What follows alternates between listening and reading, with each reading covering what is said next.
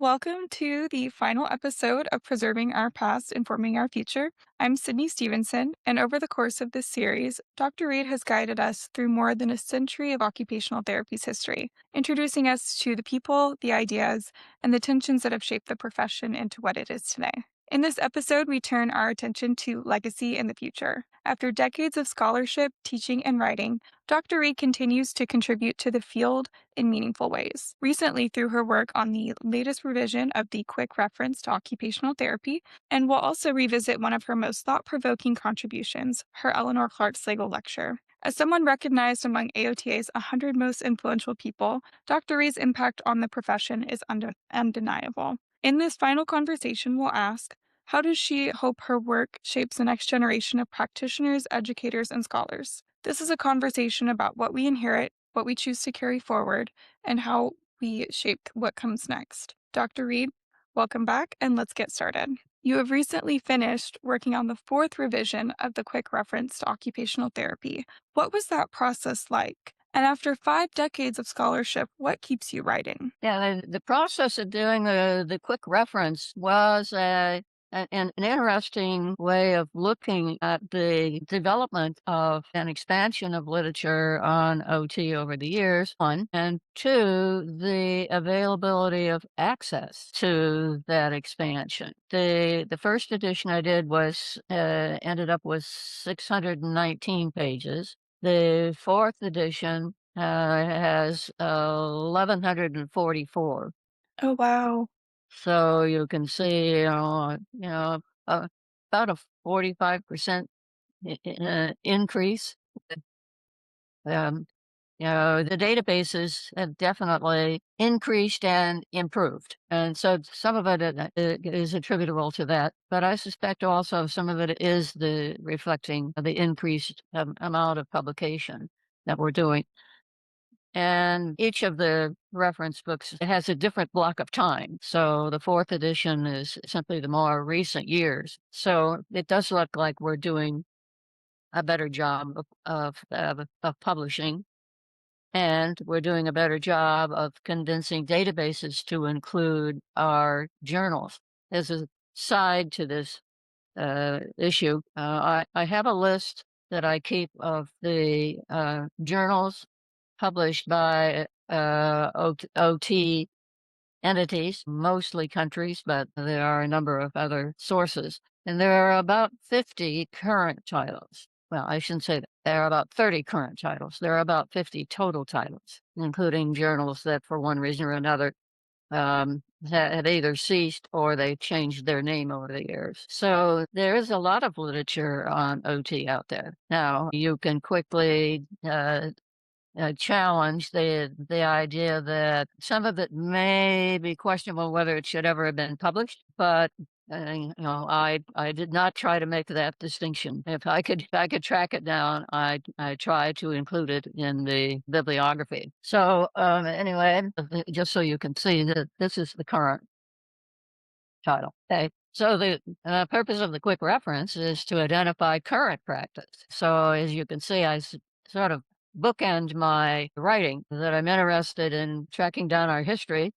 I've also worked a bit at tracking down our current practice. So maybe those seem diametrically opposed ideas. I guess in my mind, it was simply a continuum that through the work of the quick reference, I could backtrack many of the ideas that had developed in our literature. So I guess that's really how I got at it. The quick reference book was actually the result of an editor who basically challenged me to write that book when we developed the first edition. And then, of course, once it sold reasonably well, I was invited to redo it. It's still selling. I don't think there's going to be a fifth edition because it took me about 4 years to do the fourth edition. And if it did, I would have to have at least a couple of other people working with me to collect and synthesize the information. Getting comments about your publications is people who have not been authors tend not to be aware of. The major criticism I've gotten about the quick reference book is that it's too much of a handbook. The professors don't like to use it as a textbook because they feel like it answers too many of the questions they want to ask. So I've had to challenge them back that because it's in there, it simply means that somebody thought it was worth doing and writing about. It doesn't answer the question of why it's valuable, which is probably the more important question to ask. It is, why are we doing it, rather than what are we doing? There's a lot of what, but the important thing is why we're selecting that. There's no attempt, and there was no way for me in many cases to even begin to answer the question of why, because the authors simply spell out what they're doing. One must assume that they thought it was a good idea, but they don't sell you that in many cases.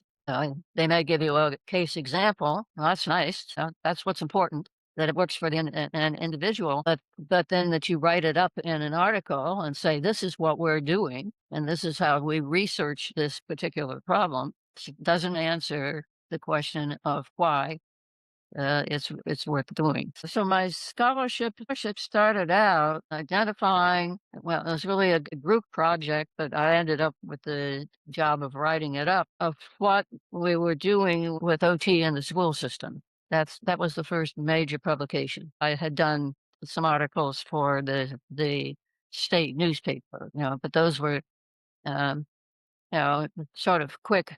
This is what we're discussing kind of thing. The first article that I really attempted to organize the material with OT in the school system. And from there, it's just a variety of things. Now, I've never written an article about the work of the quick reference. Now, there's an introduction in the book, but I've never written about the process. I've discussed it with people, but it might be interesting, but it's also probably a more extensive attempt to examine the literature critically. And when you do any study, that's part of what you need to do. I'm just in the process of reviewing a short manuscript, and my major criticism immediately is going to be did not examine the literature, or you didn't explain that you did, and these are the articles you think are most pertinent. And in many subject areas now, if you could create a reference list of two or 300 or more articles, which even for most publications these days is a bit of an overkill. 40 to 50 probably should hit the major aspects of whatever you're presenting. But if you only have 20, you probably haven't covered it. Unless you're going to make it very clear that the information relative to the content that you want to address is very limited at this point. High and wide. And this is all you could find. So comments about the nature of publishing these days. There was a time when if you had 5 or 10 articles appended to an article in an OT journal, you probably had made a good faith effort, but not anymore. So why do I keep writing? Maybe because I don't have a good sense to stop, because I keep coming up with things I think we have not talked about, and that I have the ability to at least make a stab at organizing some of the information, and then hopefully somebody will take it up and move it forward from there. And I guess because so far the dementia has not progressed to the point where my brain has serious limitations in function. I don't really have a better answer than that. I mean, I think that's a pretty great answer because you continue to, explore your own curiosities, explore other areas and what's out there. I mean, I think that's a great motivator. Yeah. Yeah. I guess the curiosity, creativity, back to mental flexibility. Absolutely. Okay. All right, Dr. Reed, your Eleanor Clark's Label lecture was titled Tool of Practice, Heritage, or Baggage. That title poses a provocative question. How would you answer it today? Yeah, it was interesting to reflect back on that. I hadn't really seriously thought about it in a while, but I don't think the rationale in which I was using when I did that has changed, whether what we are doing is in line with OT values or whether we occasionally get sidetracked. The illustration I used in that lecture was called the Oliver rehabilitation machine. So the client had to use his feet to run the bicycle. That then chained to the jigsaw, and then the client was supposed to be able to then with his hands maneuver something like a piece of balsa wood or similar kind of thing through the jigsaw, following whatever pattern you had created for the object. My comment was that if the person had the balance to sit on the seat, now this is a bicycle seat, and use his lower extremities to run the bicycle, while using his upper extremities to guide an object, and you needed to send him home. At least motor control wise, the person was good to go.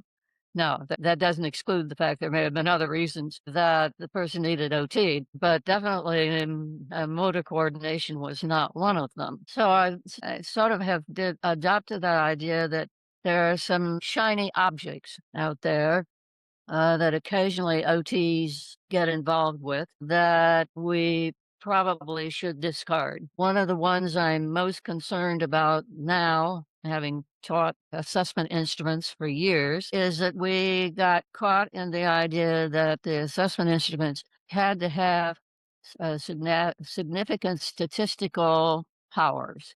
So that in the back of the test manual is the statistical material. The problem with that is that many of those assessments are essentially creating benchmarks, and I mean that in the woodworking sense. That they tell you where to cut, they don't tell you why, and they don't tell you how. And so now I'm most familiar with the manuals for some of the pediatric tests, although I taught the adult.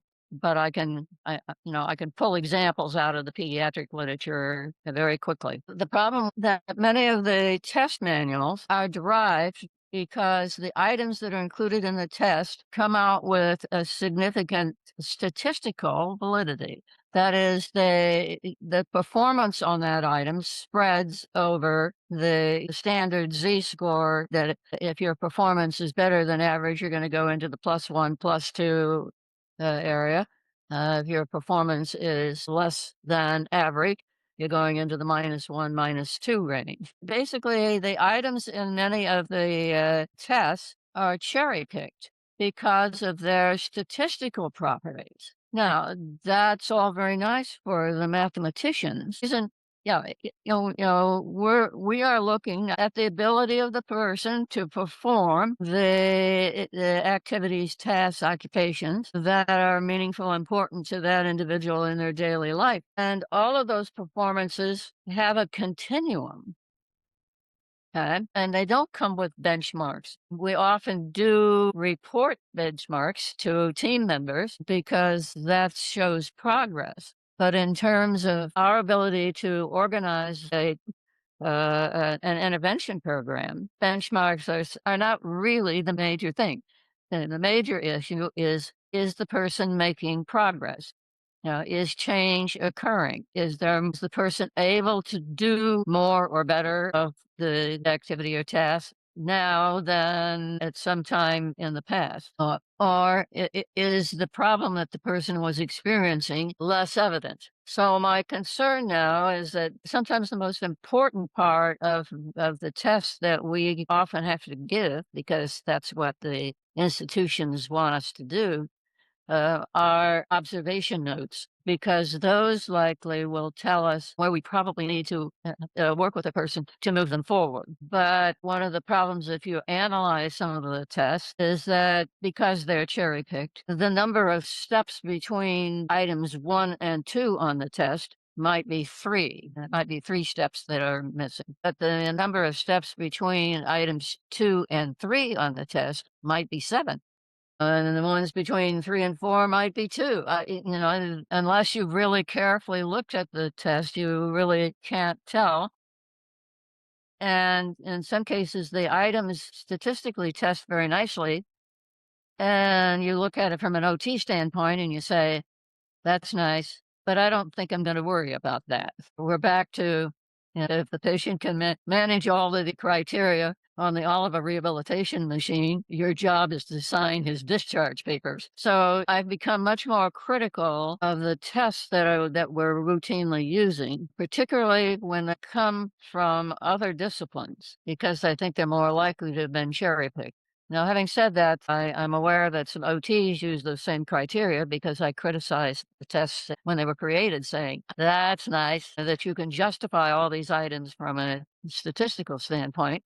But to be honest, that's not what I'm interested in. I said that and it makes great reporting. And I think some of that is why uh, therapists complain, for instance, in the AOTA, OT community, that they either don't assess or they don't like the assessments that they're required to do because they're not they're not measuring or evaluating what we need to know in order to help the person improve their performance or participation. Mm. And so, to be honest, I now when somebody hands me a new assessment and I say, "Where's the manual?" and I flip to the back, and I said, I don't think I've changed my viewpoint over the years. Watching for examples, yes, but that we need to pay very careful attention to what sort of shiny objects are being put in front of us. Is that new shiny object really going to enable us to provide better OT services, or is that shiny object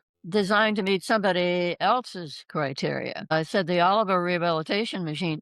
I may be wrong because I haven't looked at it for a while. I think it was created in England, and obviously, why somebody would manufacture something is because they want to make some money from selling it.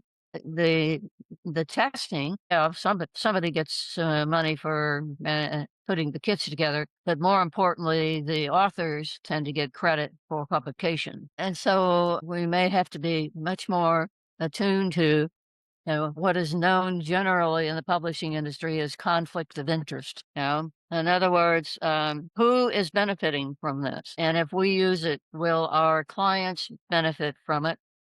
Or will the primary beneficiary be the people who created whatever the thing is to start with? I don't see a lot of discussion of that idea in our literature right now. Mhm. Now, yes, if you publish as I do, one of the criteria that all publishers have now is that you have to sign a conflict of interest statement indicating that the publication is free of conflict. And so I think we probably need to make it more clear, particularly when we're talking about research, because it will automatically come out there.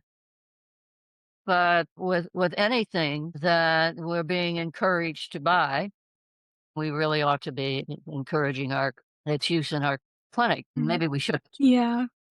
Um, what has kind of come to mind to me while listening to you is what do you think the place is in the therapy world as practitioners? Do these tests come in? Do they have a place, and how do you think that they should be used? Well, which assessments depends, I think, very much on the kinds of clients you have, and probably each setting can tell you that there's ones that they use very frequently, and then there's always the client who doesn't fit any of the criteria that you routinely use to evaluate, and you need something different. That's simply the way working with clients goes. There's the clients that fit the general mold, and there's the ones that don't fit anything you've ever seen before. Yes, And absolutely. you still have to figure out what you're going to do. Mhm.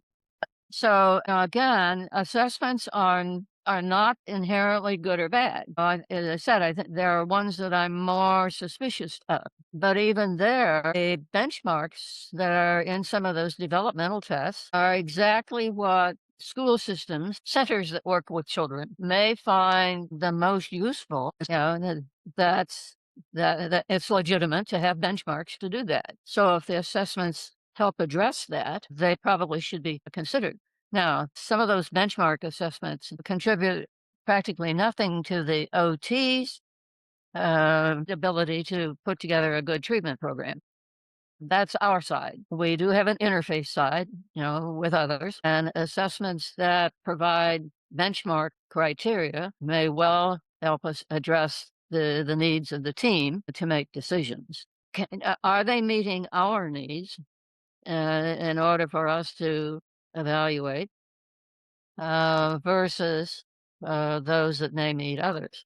And for instance, one of the assessments I'm proposing for a presentation at the state conference is one that was created by OTs. It's the old box and block test. Yes. Okay. I mean, if you simply look at its manual, it reeks of exactly what we've been talking about. It's a statistical test, right?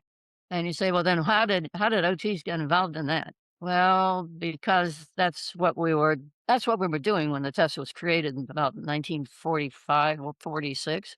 We were examining the shiny object that the mathematicians could put in front of us. So it's a speed test looking at whether people with cerebral palsy can put together enough motor potential to meet the criteria for assembly work, which tended to have a speed requirement. But what I have found over the years in using it, even with students, is that my observations are that, and I tell students would look at the manual and they'd say, gee, I didn't do very good.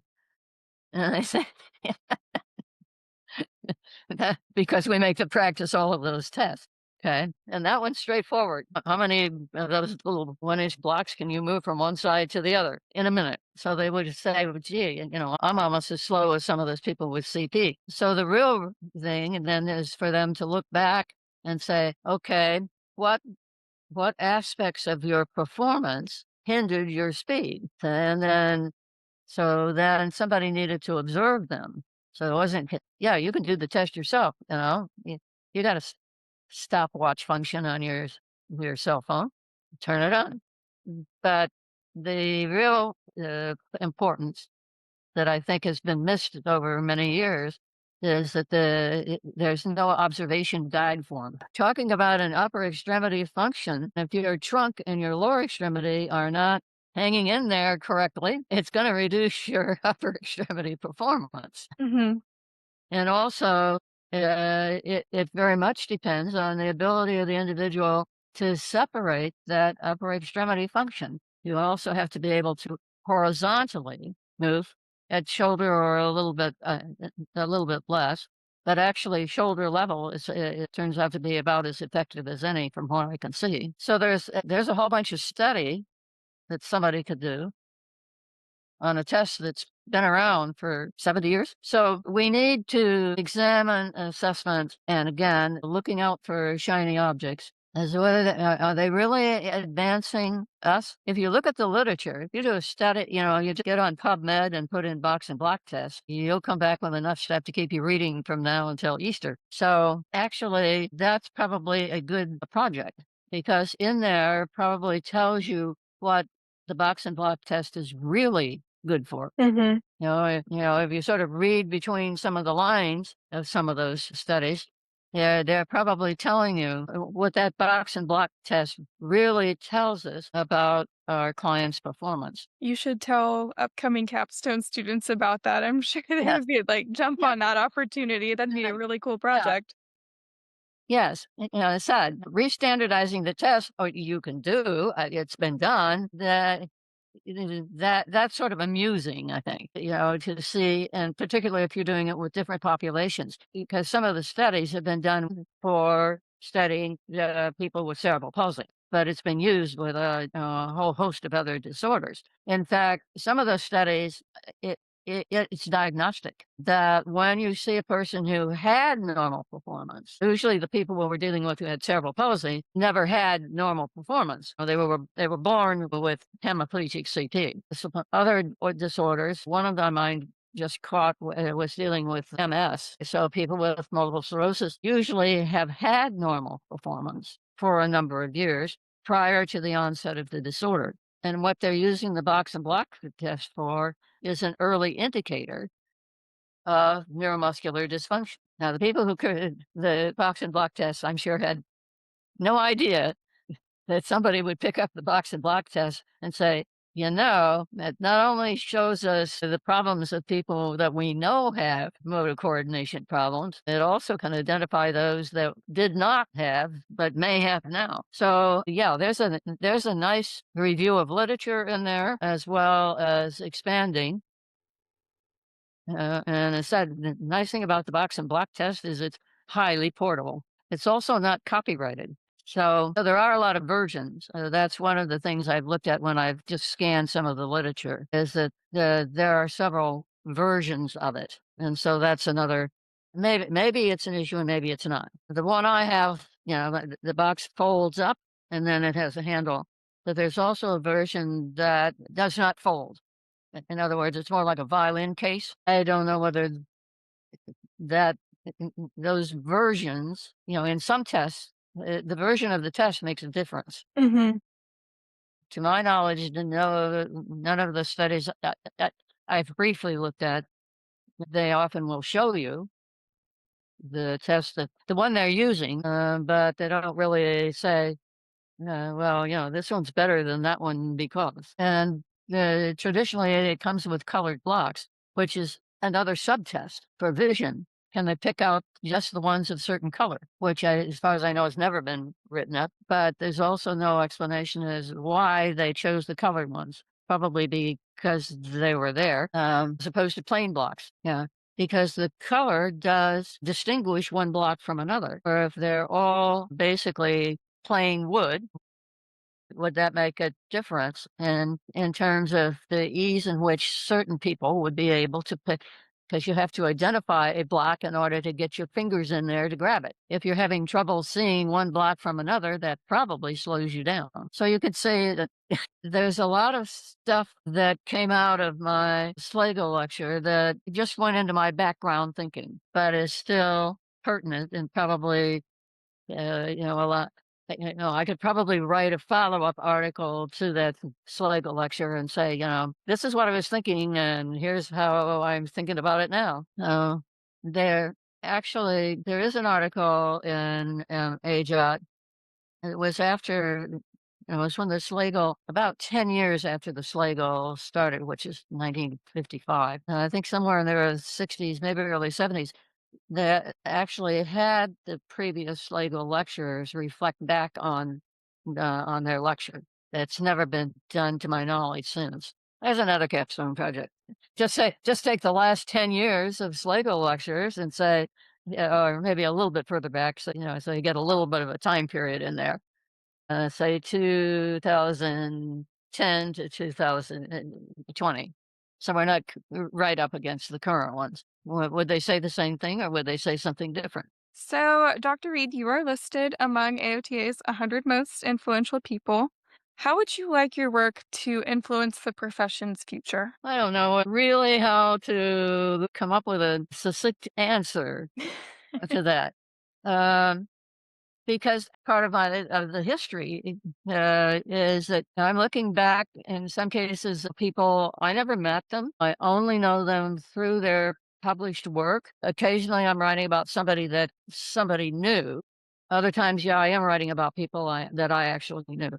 But for those that I never met, what I know about them is through their publications. Now, yeah, there's probably an obituary. Some obituaries very nicely summarize what people did in their lives, and others talk more about what they did not do. So they may or may not be helpful.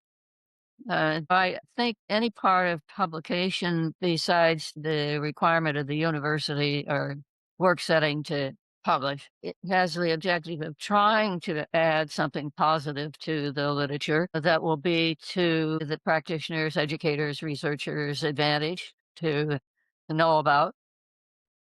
Uh, the quick reference book is obviously what's known as a handbook. It's designed to be a quick resource. And handbooks used to be the size that you could hold in your hand. This one you can hold in your hand, but it would be easier to hold it with two hands. So and its purpose is sort of here, now, today kind of thing. That if you're, if you're working with what you typically see, you don't need this book. You figured out the answers quite a while ago, and it's simply a Oh, case of which ones of those does this particular client need. The quick reference is designed for the practitioner who has that client that they're going to have to see, and that client has a diagnosis or has a series of problems that the referring source has identified that don't fit the list of available resources. For students, it very often can provide them with a list of possible things if they're doing, case study kind of work. The history projects is that I very definitely I'm trying to identify something more about these people than simply the fact that their names appear in most of our major textbooks, that they were real people. And it's hard even when I start working with them. What I have is their name, and very soon I get their birth and death dates, and a little bit about where they were born. But that doesn't paint a picture of a person. It isn't until frankly, I have spent several hours looking at what they've written and trying to understand why they were writing that, what they thought the advantage of what they had to say was a contribution. And then the person becomes alive. And if I look then more at their pictures, then there's their face and their features, I can see them in my mind's eye. And then they are real. I said when I started reading about them when I was a freshman in OT school, they were names on a page in the textbook we had to have for that course. And the first chapter was on history. I just had had enough experience in looking at history and, from other aspects to think that their names might be worth pursuing. So hopefully some of what I'm writing about these people provides a little more dimension than the letters that comprise their name printed on a piece of paper. I would say I agree with that because whenever I was researching for this project and I was reading some of your work, that helped me more than anything else to Yeah. understand the founders. Yes. And had they not been willing to, in the vernacular, stick their neck out, and we wouldn't be doing what we're doing now. It's true, somebody else might have created it, but what we know, we owe to them. Uh, and we don't give them credit. It's sort of like the reason you exist is because your ancestors existed before you. And it's sort of the same thing. Some people and some societies may make a point of remembering their ancestors, except that I think, in addition to knowing the people who came before me in my form, I think I should also know the people who came ahead of me in my professional work. So hopefully I'm contributing to that. Definitely. Well, Dr. Reed, with this series coming to a close, is there anything that we haven't discussed that you would like to share? A story, a piece of advice, or something that you want on the record? Yeah, I made one comment at the bottom that I think it is conveyed to students. They probably don't like hearing it. And that is that we really are in need of lifelong learning. And said, when you're just trying to learn the basics, and it's like, I mean, there's more, Mhm. but there is a mindset there, of understanding that you must continue to learn.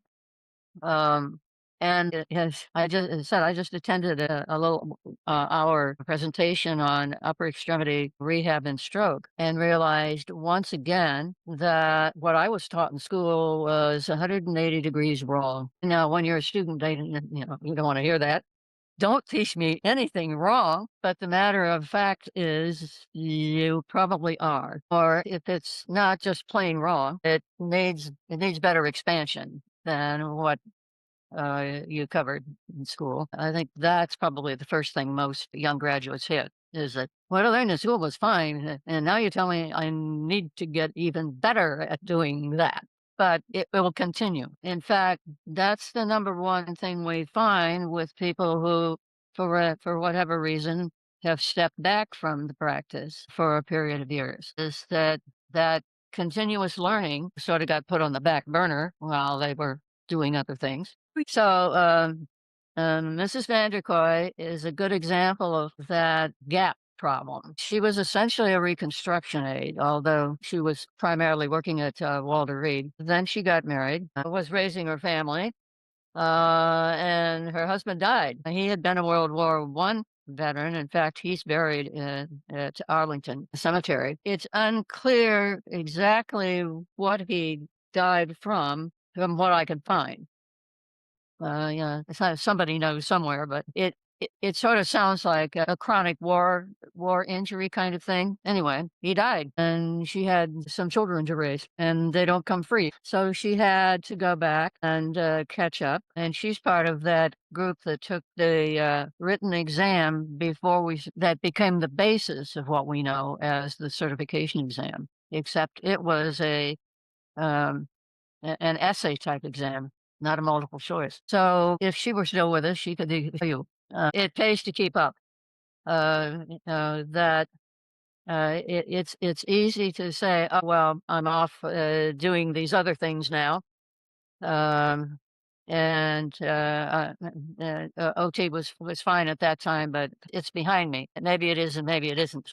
Circumstances can change, and you may find yourself playing catch up. And as I said, that's been one of our challenges is to help people catch up because each person knew certain aspects of OT when they were practicing, but didn't really pay much attention to others. But now they're coming back into the field and they sort of have to uh, learn to be generalists again before they can be specialists. And if they have to take the certification exam again, we have to help them that are not in their knowledge base that they will need to pass the certification exam to qualify themselves to practice again.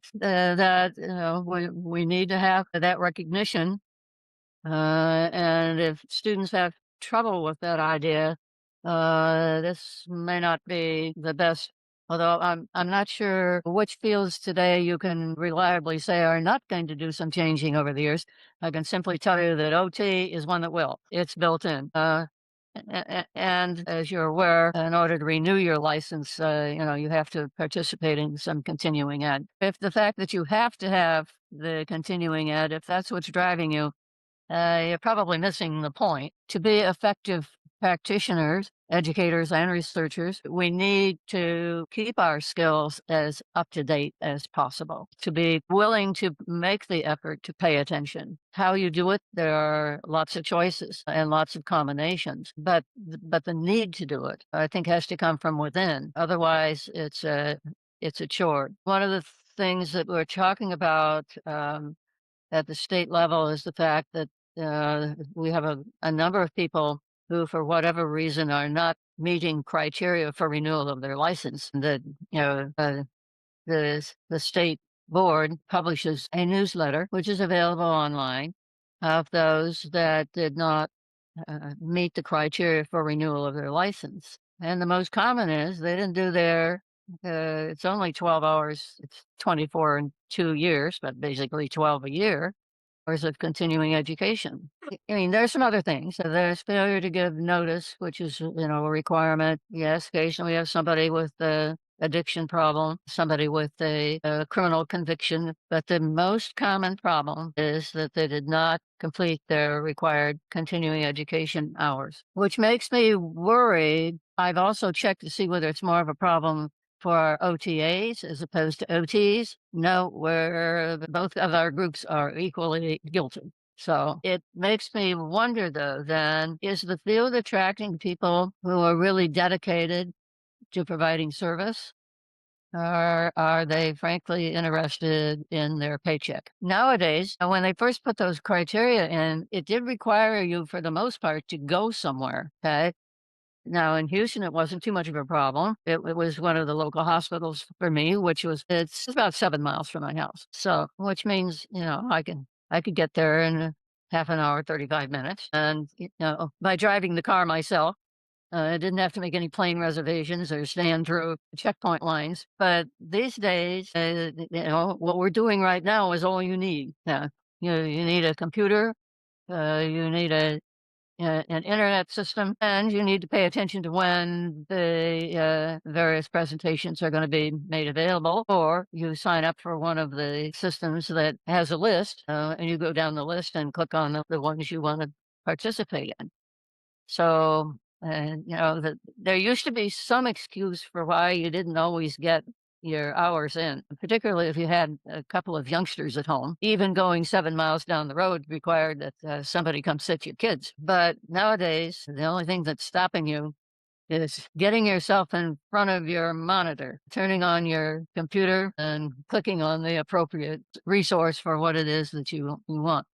So it's easy to think of them as lazy. I think it's more a case of simply not paying attention. Now, it's the same problem we have in the classroom. One of the reasons you didn't do well on on the tests is because you mostly were not paying attention in class. Okay, so one of the reasons you don't have the required hours to renew your license is because you weren't paying attention to the fact that you needed to get in those hours. Now, the other thing is, I said the state meeting. Now, again, yeah, that does require travel, but you can get all of the hours at one of those state meetings.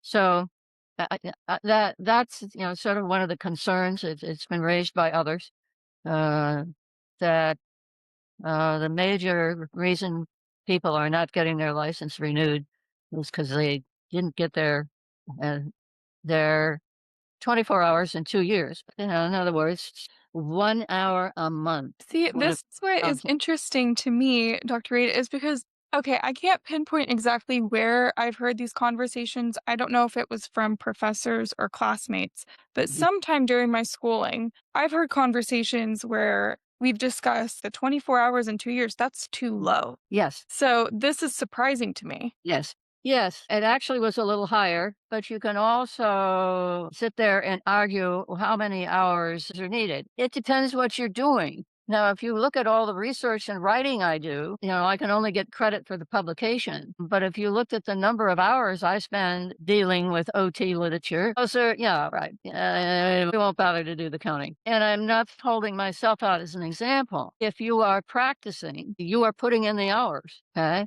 So those who are actually employed in an OT setting or a setting which makes use of OT, that 12 hours a year or 1 hour a month is just a drop in the bucket. What it what it really does is it's an accountability issue. Okay, so yeah, no, it is not enough hours to keep your skills up to date. It is enough hours to provide an accountability system that says we are dedicated to the idea that your ability to practice needs to continue to evolve beyond that which you learned when you passed the certification exam the first time. Yeah.